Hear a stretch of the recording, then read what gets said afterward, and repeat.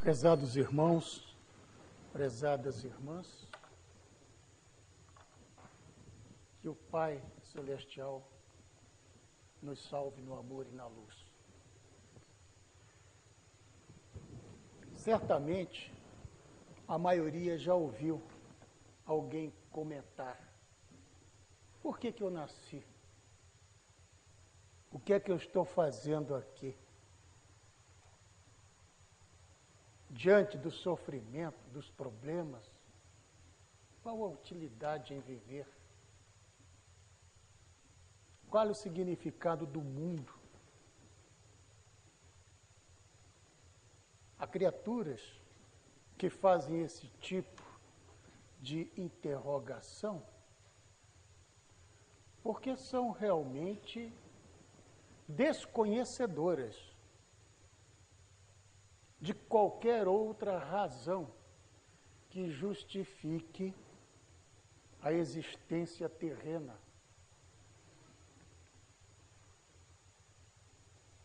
Existe uma classe de criaturas que um colega nosso, espírita, ele era da área de saúde, e ele dizia sempre: existem pessoas que são extremamente distraídas e se distraem com muita frequência no decorrer da caminhada terrena. Aliás, se nós, de uma maneira em geral, não nos distraíssemos tanto, nós cumpriríamos com uma certa efetividade os compromissos assumidos em situação pré-reencarnatória. Observem como esse detalhe é interessante. Nós estamos cercados de criaturas distraídas.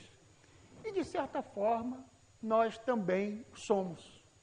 Mais ou menos, dependendo do grau de compreensão, dependendo do grau de evolução, de entendimento das coisas espirituais, especialmente.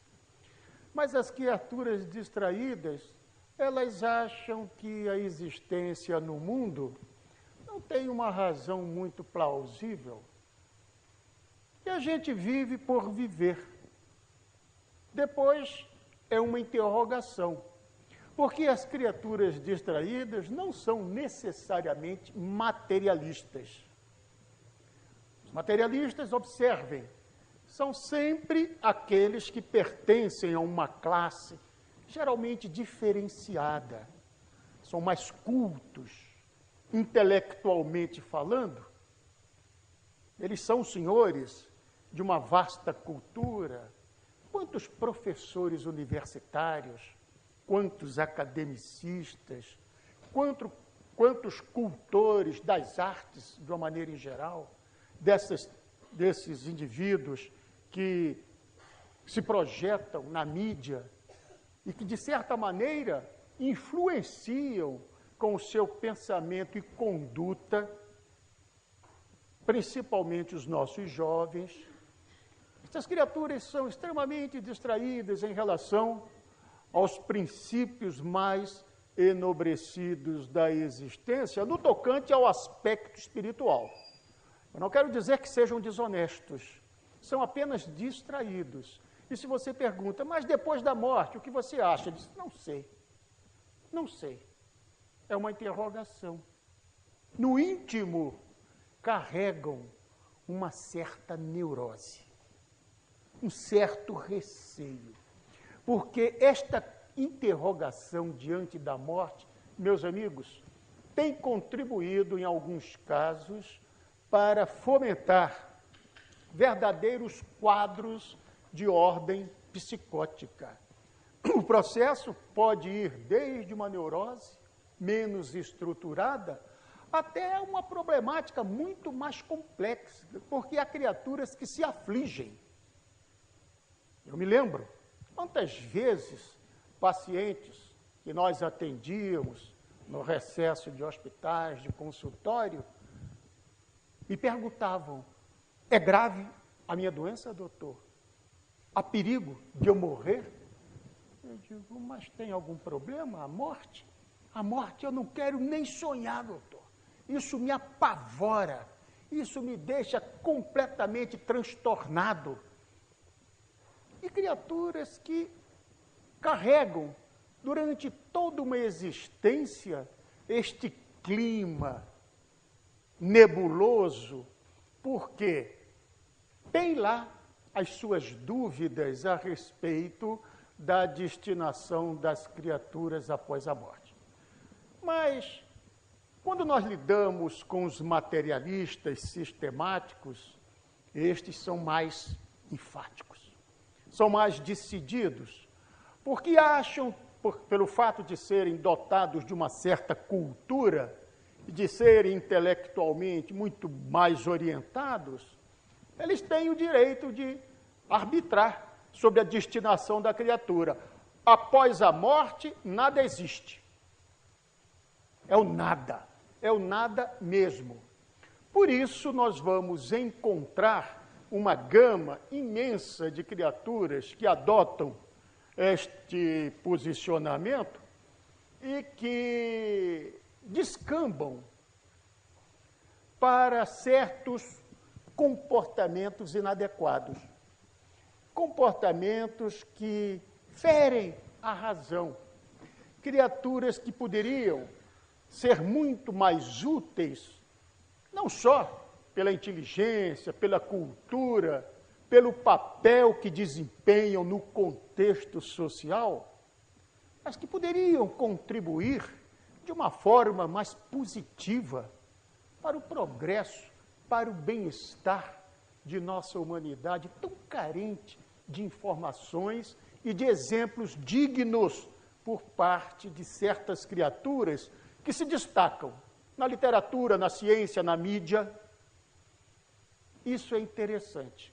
Então, a minha passagem pelo mundo é um fenômeno efêmero, dizem alguns materialistas. Não há uma razão. Por isso, nós afirmamos que a existência muito curta, ela deve ser vivenciada com toda a intensidade. Eu sentia um arrepio quando o paciente me falava que a vida, no entender dele, era para ser vivida em toda a sua intensidade. Eu digo, está certo. Eu não sei o que o senhor, a senhora entende por intensidade. O que o senhor está querendo dizer com isso? É que deve ser aproveitada ao máximo. Eu digo, concordo. A vida tem que ser aproveitada. Mas de que forma o senhor encara? Claro que nós temos o prazer, os prazeres da existência. Isto é essencial, porque a vida é muito curta e depois é o nada. Então nós temos que aproveitar esta oportunidade, este fato casual de se ter nascido, para aproveitar a vida em toda a sua intensidade, mas de uma forma nem sempre condizente com os legados morais que nós, que somos espiritualistas, espíritas, cristãos, absorvemos dos ensinamentos evangélicos. É natural que essa questão de ser materialista, espiritualista, é uma opção, é livre-arbítrio.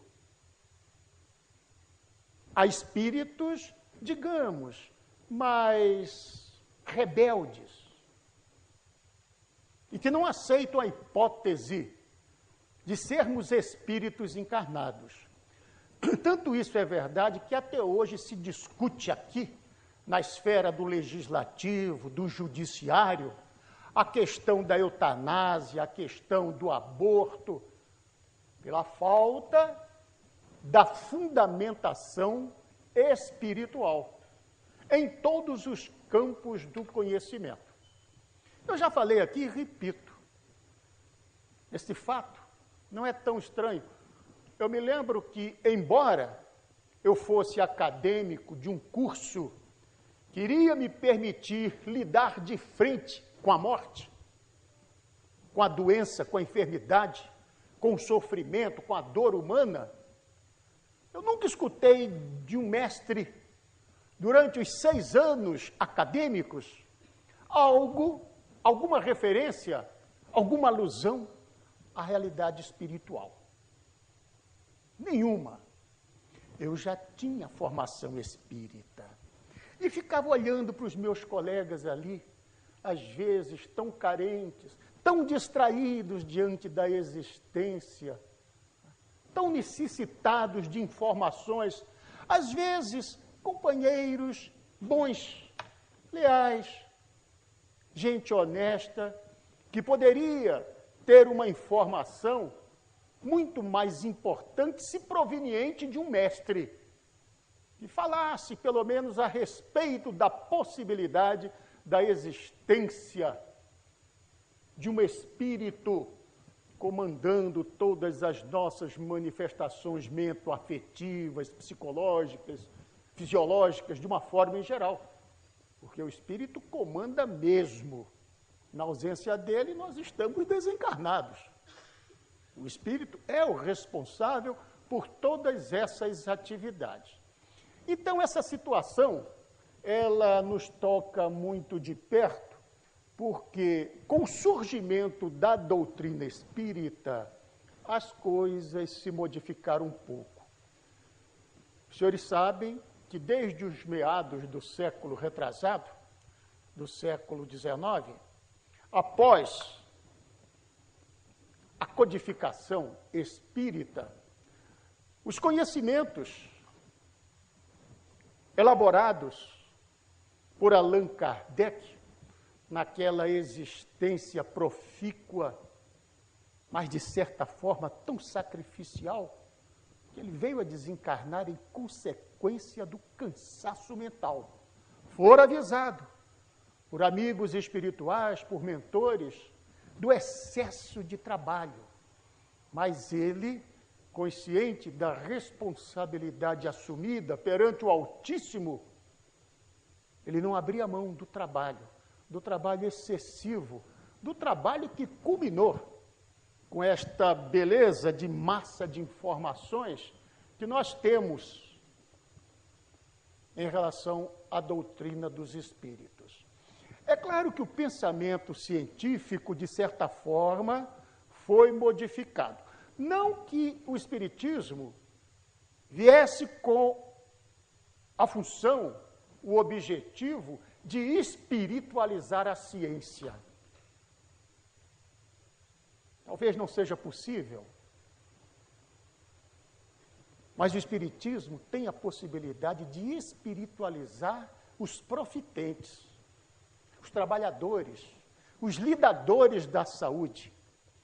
E o que nos interessa é isso, é que uma quantidade cada vez maior de profissionais, não só da área da saúde, da área da justiça, por exemplo, se nós tivéssemos um número maior de companheiros lá, nesses tribunais superiores, etc., esses que estão debatendo, entre aspas, a questão dos anencéfalos, se nós tivéssemos indivíduos mais preparados do ponto de vista espiritual, bafejados, mesmo que de leve pelo conhecimento espírita, as posições certamente seriam diferentes. Porque, meus amigos, eu não sei se vocês já raciocinaram como às vezes eu raciocino. O conhecimento espírita é como se fosse um vírus. Depois que ele é inoculado, discretamente, subrepticiamente, a criatura vai desenvolvendo com o passar dos anos uma síndrome que não permite que a partir de então ele tropece com tanta facilidade. E se o faz, ele se arrepende e procura se recuperar, se levantar, se erguer e tocar o barco para diante. A criatura que é inoculada pelo vírus da doutrina, ela não toma certas atitudes, especialmente em relação à vida humana. A vida humana, eu contava ali, antes de nós entrarmos aqui para o salão, os colegas, que as criaturas tão distraídas que são em relação à problemática espiritual, de certa maneira, elas às vezes nos constrangem. Eu recebi, certa feita, uma senhora muito distinta, acompanhada da filha. Era uma adolescente que tinha engravidado do namorado. E eu era um profissional da área da homeopatia. Então, essa senhora muito distinta adentrou nosso consultório, conversou, se apresentou, e lá para as tantas disse: doutor, ela não está doente.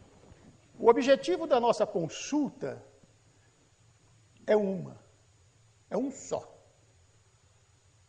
O que eu quero é que o senhor forneça para minha filha uma homeopatia que permita o aborto tranquilo, um aborto sereno, sem grandes sofrimentos, porque a homeopatia é capaz dessas coisas, não é, doutor?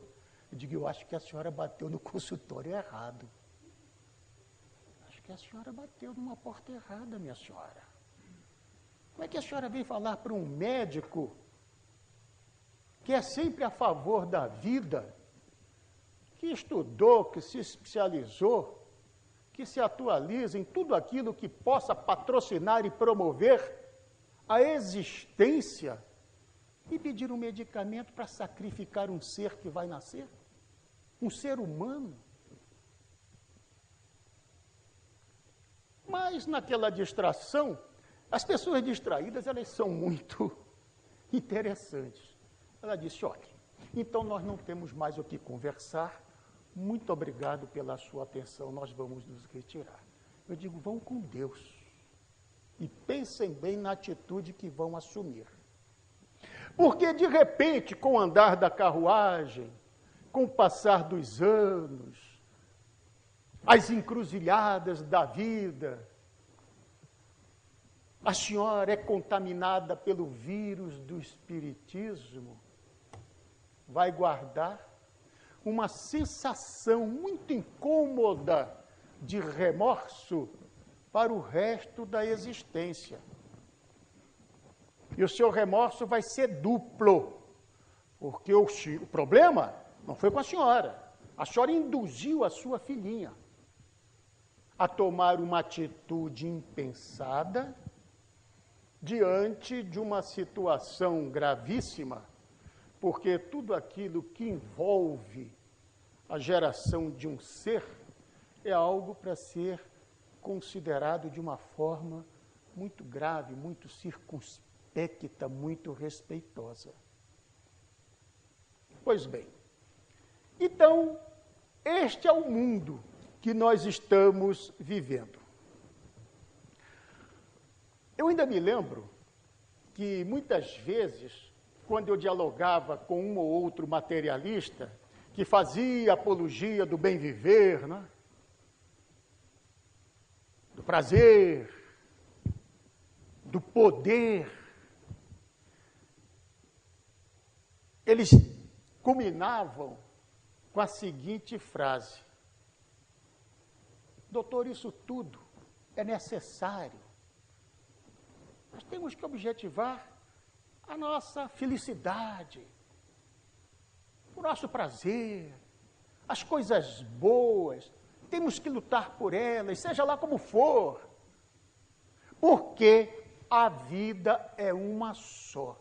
Aí eu tremia na cadeira, né, de outra impropriedade. Como as criaturas distraídas, meu Deus do céu, às vezes aparentemente tão cultas, se comportam de uma forma tão infantil. Eu digo, a vida é uma só. Se a vida é uma só, então ela tem que ser vivida em toda intensidade.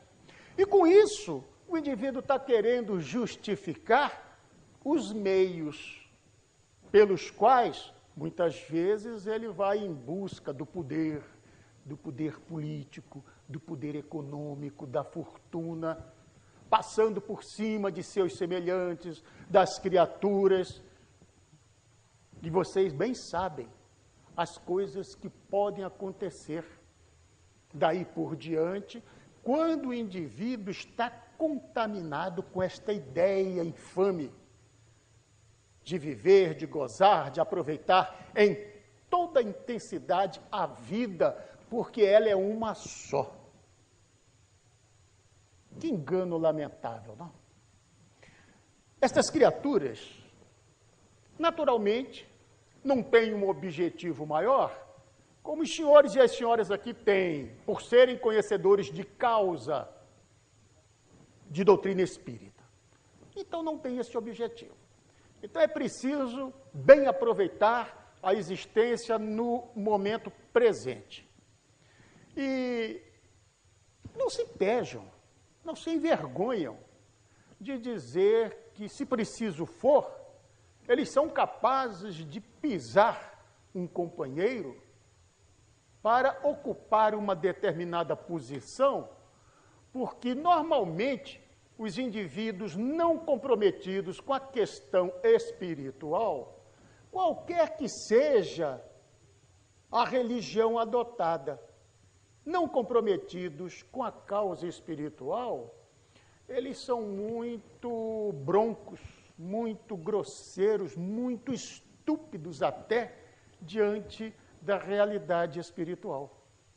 É impressionante.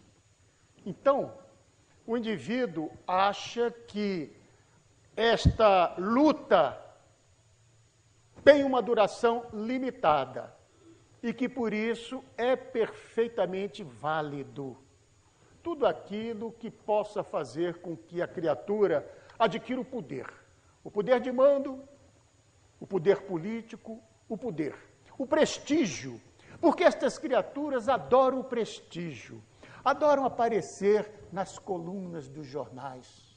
Elas sentem um prazer anormal em se sobressaírem na mídia e aparecerem como bons moços, quando, na verdade, a gravata e o paletó escondem verdadeiros comportamentos marginais.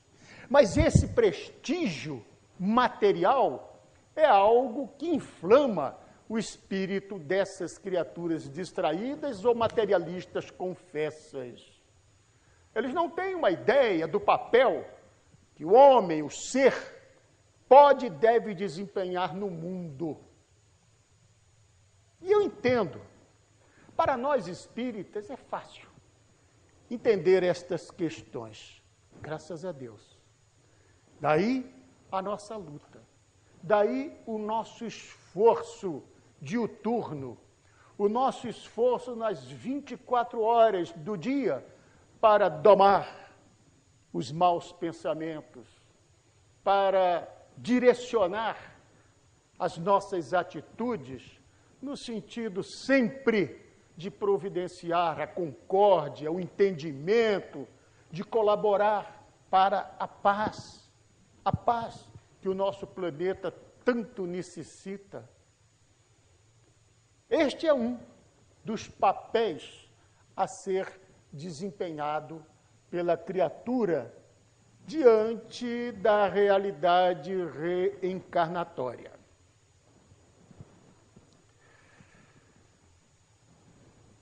Agora vem um detalhe interessante. Alguns dizem assim: eu não quero me prender à religião porque eu não quero assumir compromisso. Eu disse: olha, mas eu sou espírita há 65 anos e não me lembro de ter assumido por escrito nenhum compromisso. A dona Lenira, presidente da nossa casa, não me obriga a vir aqui. Vitor, você hoje tem que vir falar aqui para os nossos confrades. A dona Ednir: ô Vitor, fazer uma palestrazinha, você tem condições? Eu sou convidado. Ninguém é obrigado a assumir compromisso de ordem religiosa, a não ser em certos países onde vige uma cultura diferenciada. Eu não vou nem citar, mas os senhores que têm aí a televisão à disposição, vez por outra, se defrontam com situações bastante esquisitas e ficam imaginando como uma coisa dessa ainda acontece no dia de hoje, pois acontece. E só quem está lá é que tem condições de dizer, de falar a respeito dessa triste realidade. Mas nós não assumimos compromisso. Era interessante, vez por outra eu recebia alguém que apresentava aqueles sintomas característicos da mediunidade na sua forma inicial. Criaturas que incorporavam no trabalho, incorporavam em casa, ali os convivas, ficavam um tanto preocupados, familiares, etc. Só, olha, vai procurar um psiquiatra que você não está bom da cabeça. E a criatura chegava e falava de seus sintomas, e a gente conversava, trocava ideias, e estabelecia uma hipótese diagnóstica, digamos assim. Eu digo, olha, eu acho que o senhor, a senhora, não é portador de nenhuma doença grave e nem deve procurar psiquiatra. Pelo que eu estou entendendo, a senhora é portadora de uma mediunidade na fase inicial. E na fase inicial, a mediunidade pode eclodir de uma forma um tanto perturbada, porque nós somos espíritos de mediana evolução, nós somos espíritos tão comprometidos, temos os nossos adversários do pretérito, e eles nos cercam. E no caso de se tratar de um médium ostensivo, na fase da eclosão, ele atua como uma verdadeira antena psíquica ampliada, captando esses campos vibratórios que cercam com uma certa facilidade.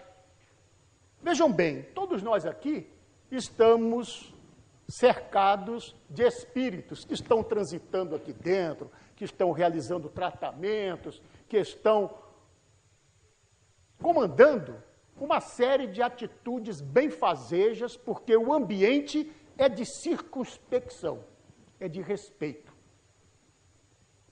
Nós aqui estamos isolados daquele mundo lá de fora.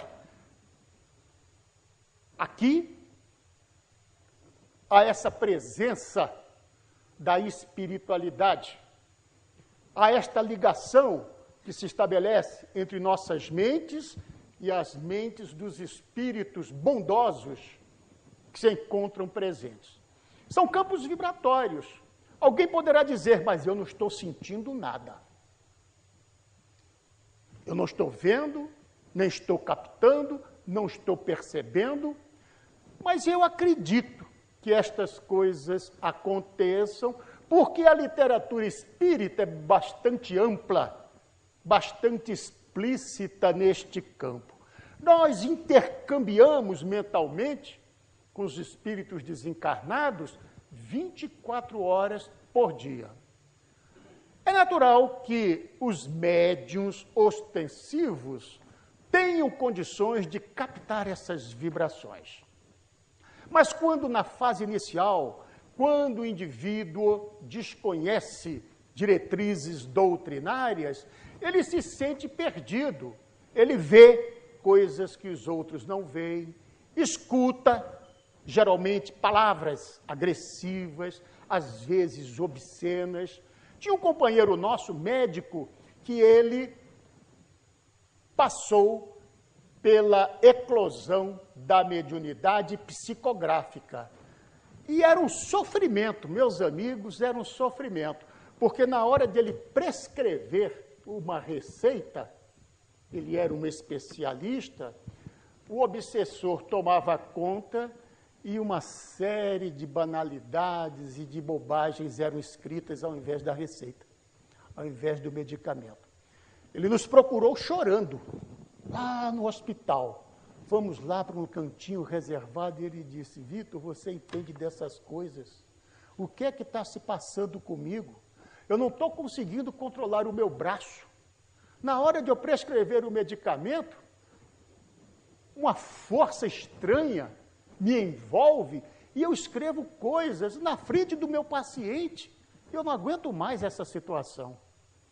foi imediatamente encaminhado para uma casa espírita e, graças a Deus, 1 ano e meio depois, ele estava perfeitamente integrado e com a sua mediunidade não só desenvolvida, como devidamente educada.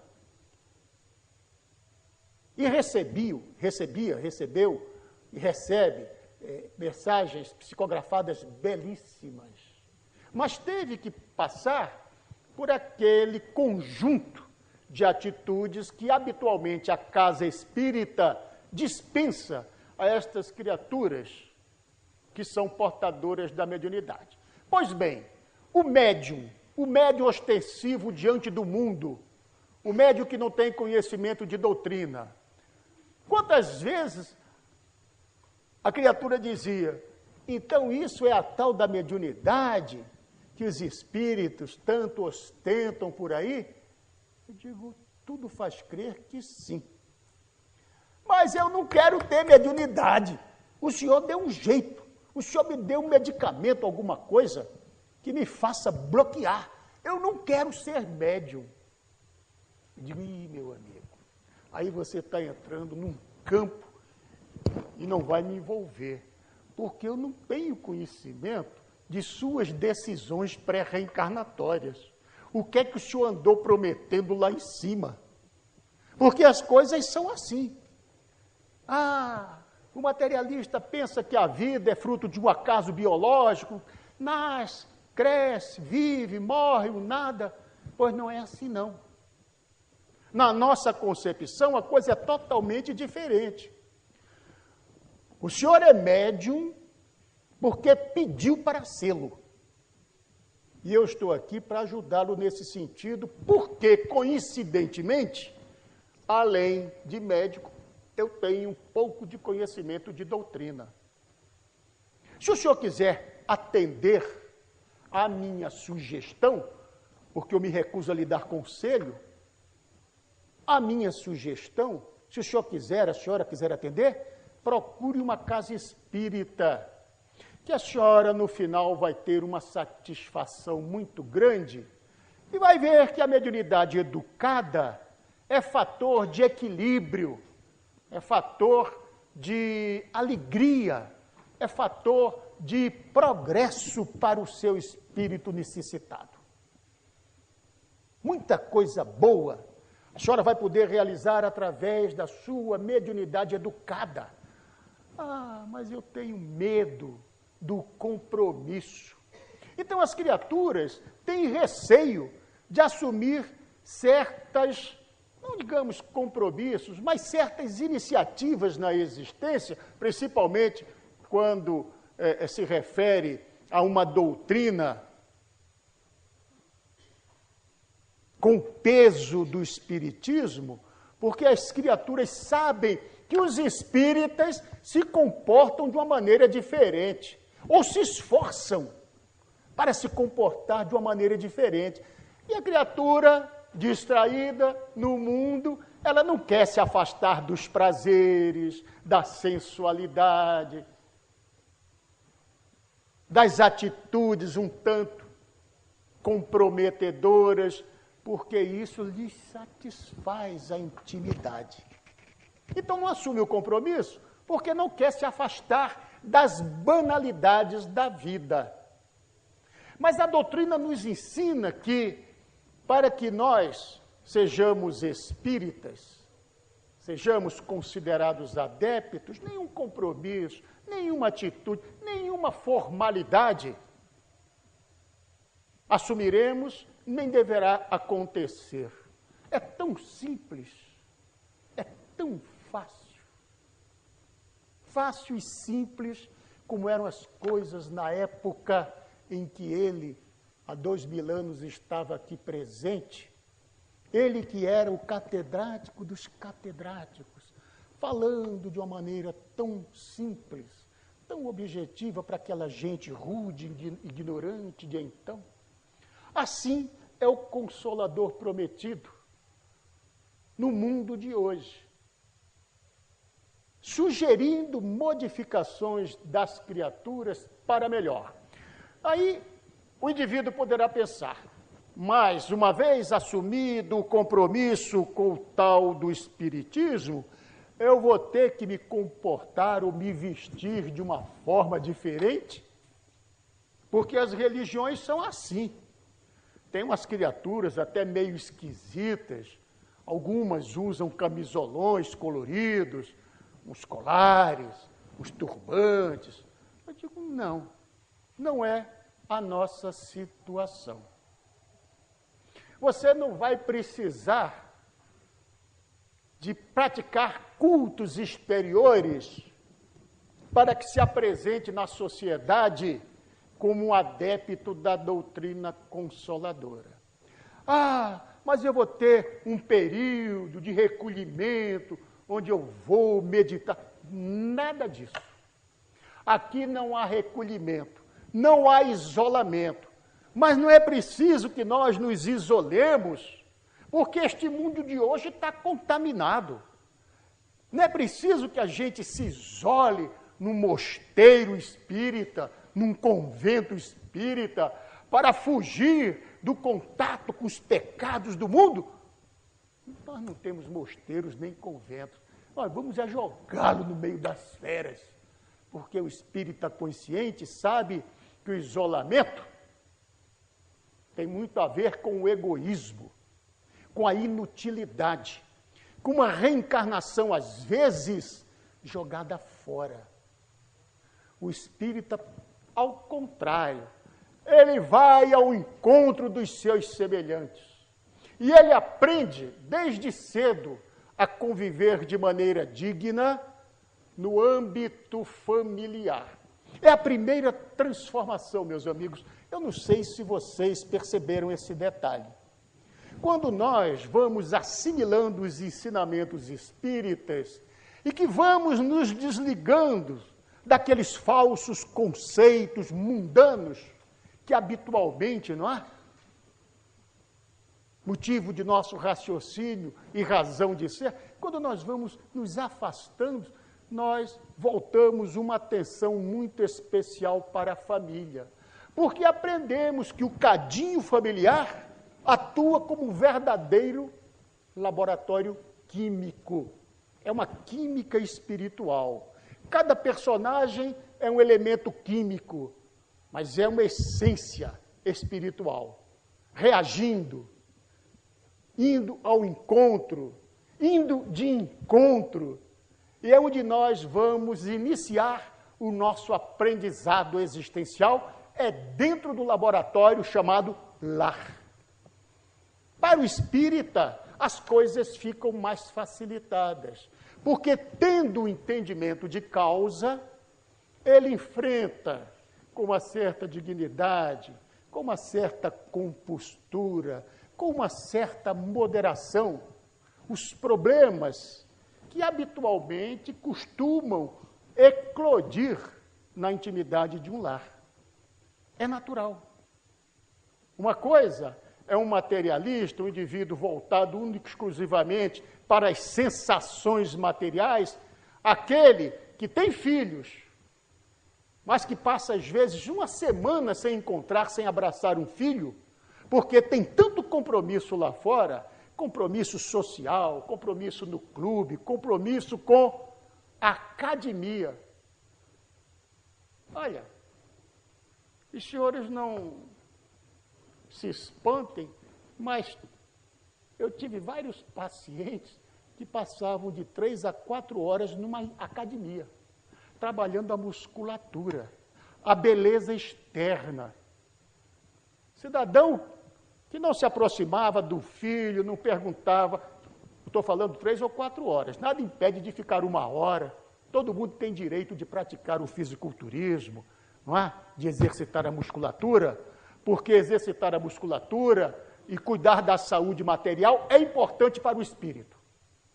Que isso fique bem claro. São os excessos. 4 horas numa academia, o indivíduo todo bonitão, lá com os halteres, não é? Rambo 1, Rambo 2, Rambo 3, Rambo 4. 4 horas.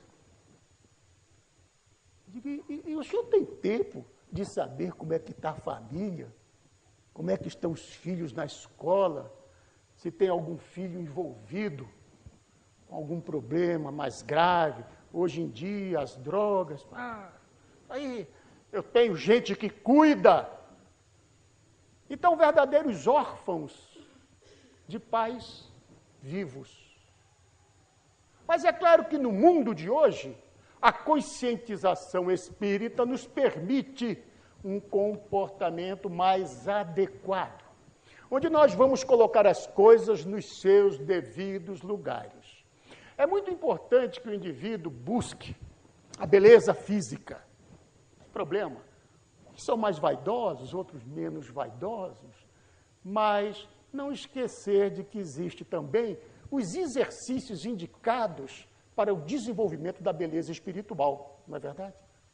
Existe. O senhor ora, o senhor reza, o senhor faz... Não, eu não tenho tempo. É quando alguma coisa acontece, às vezes, minha mulher, eu peço alguém para rezar por nós, porque tem gente que recebe um dinheirinho e diz que reza em nosso favor. E o senhor não tem nenhum esforço da sua parte? Qual é a sua participação nesse processo? Não quero comprometimento com isso. Este é o mundo em que nós estamos vivendo e que carece urgentemente de um pouco mais de espiritualização. Vejam vocês que as novas ideias estão surgindo. Esse movimento ecológico é um movimento direcionado pelo mundo maior. Essas ideias de vencer as diferenças, de reduzir todo e qualquer problema de discriminação, isto é um movimento regido pelo mundo maior. Mas nós somos os executores das ideias que partem do mundo maior. Nós aqui estamos imbuídos da responsabilidade de exemplificarmos, de uma forma ou de outra, alguma coisa de útil. Não é que nos tornemos gurus da noite para o dia, é impossível. E dentro da doutrina, não há essa ideia. Mas o comportamento digno, meus amigos, fala muito mais do que as palavras. Porque é exemplo. É aquilo que Jesus nos legou, o exemplo da bondade. Ele não escreveu nada, não deixou compêndios escritos, livros, ele só praticava o bem. Então é este o exemplo que há 2000 anos vem vibrando no inconsciente coletivo da raça humana e permitindo que aos poucos nós incorporemos estes exemplos magníficos em prol do nosso próprio progresso espiritual. Então, o homem espírita no mundo de hoje, ele tem uma tarefa abençoada a cumprir. Que cada um de nós cumpra da melhor forma, de acordo com as possibilidades, sem se preocupar com grandes esforços, porque nós sabemos que temos limitações, mas que tenhamos sempre em mente a necessidade do esforço, porque é este esforço que caracteriza o bom espírito. É o esforço. Que Deus nos abençoe a todos. Que Jesus nos envolva com seu manto sagrado e que nos sintamos cada vez mais aquecidos na chama viva do seu imenso amor. Muita paz.